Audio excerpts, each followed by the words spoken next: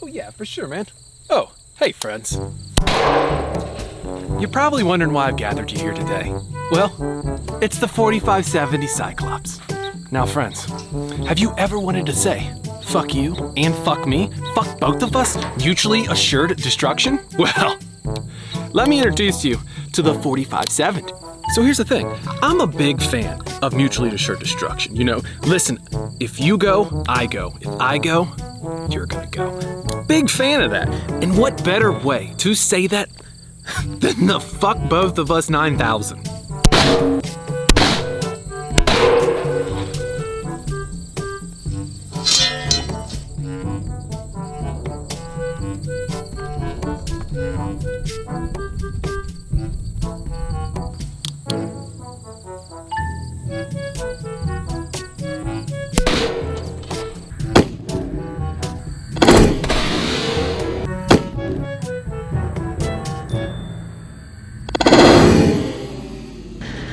So I really wanted to see exactly what this thing is capable of. You know, a 4570 at pretty much point blank range, I was expecting it to go through every single one of these dummies. But to my surprise, it's kind of interesting, well, how little penetration it actually has. It makes it through the first one, no problem.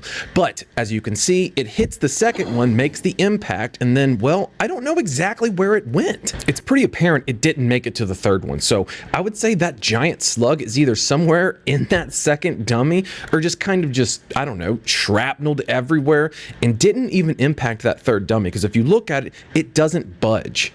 So let's talk about this thing.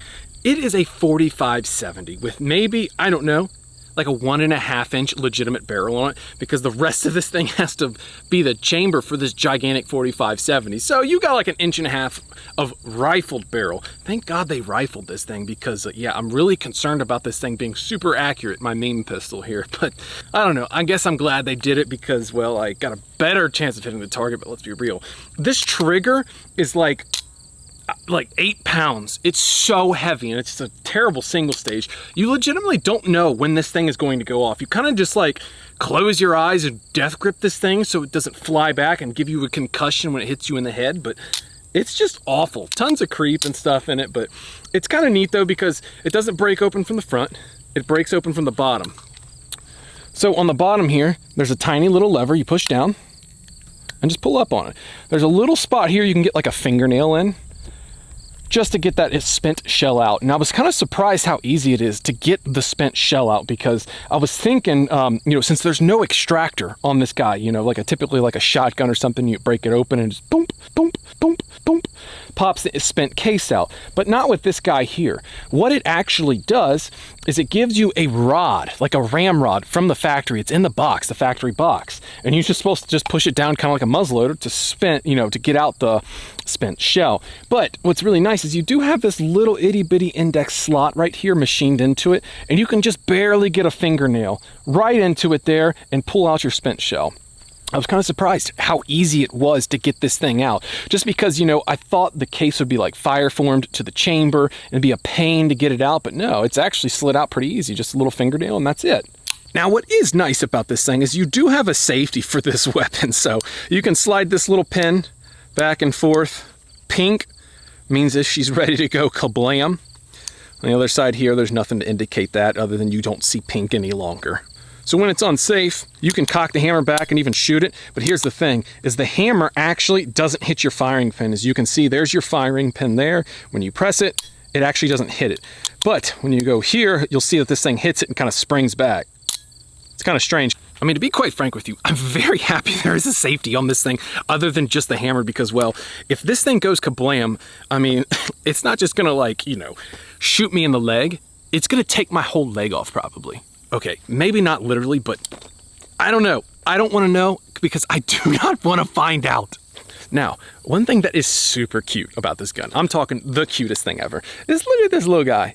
The gun is called a Cyclops. They laser etched a Cyclops into the actual muzzle here. It's kind of cute, not gonna lie. You know, you got his little mean face and his big teeth, his nose, and he's even got a big old unibrow. And there's this big Cyclops eye. I think that's kind of funny. I mean, it probably doesn't cost him hardly nothing to laser that in there. And I think that just kind of adds to the overall just meme value of this meme firearm. I mean, because realistically, you shouldn't carry this weapon. It's just absolutely not practical. I mean, here's the thing. Accuracy-wise, no, it's not fantastic. And you know this thing is going to go boom, and it's going to try and just blow your hand off. So you're kind of already anticipating the recoil on it, and really what you're trying to do is just manage and mitigate as much recoil as possible.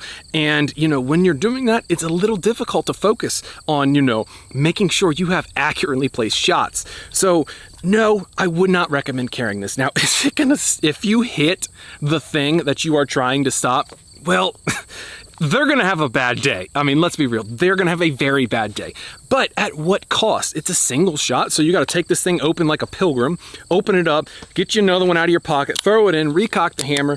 No, that's not practical at all. This gun is strictly meme value. But for the meme value, it's a fucking 10 out of 10. No ifs and buts about it. It is a 10 out of 10. I mean, really, there's no better way to prank your buddies than saying, hey, shoot this little gun I got. It's kind of neat, whatever. And you throw just a full power 45-70 big old buffalo bore cartridge in there and just watch them say, okay, I'm done. I'm not shooting any more of your stuff for the rest of the day.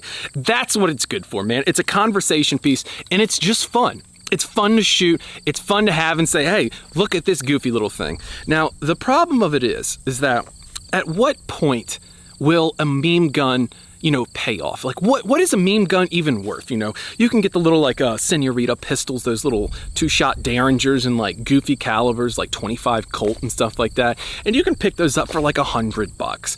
That's a great meme gun. It's goofy, it's stupid, it's not practical at all, it's small, it's just fun. But this guy here, it's like $550, like, 550 real dollars, not Monopoly money, not schmeckles, $550. So, but man, $550 is a lot of money for just like a meme gun.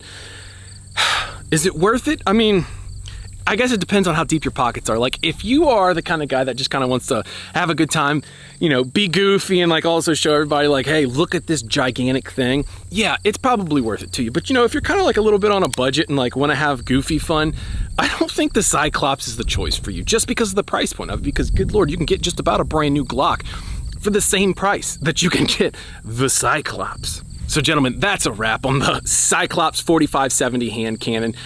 Go get you one. Just be careful with your hands because seriously, when you shoot full power loads through this thing, it hurts. Like, it hurts. It's not fun to shoot like 2 to 3 of them a day and that's it. And you're like, okay, I'm done. That was fun.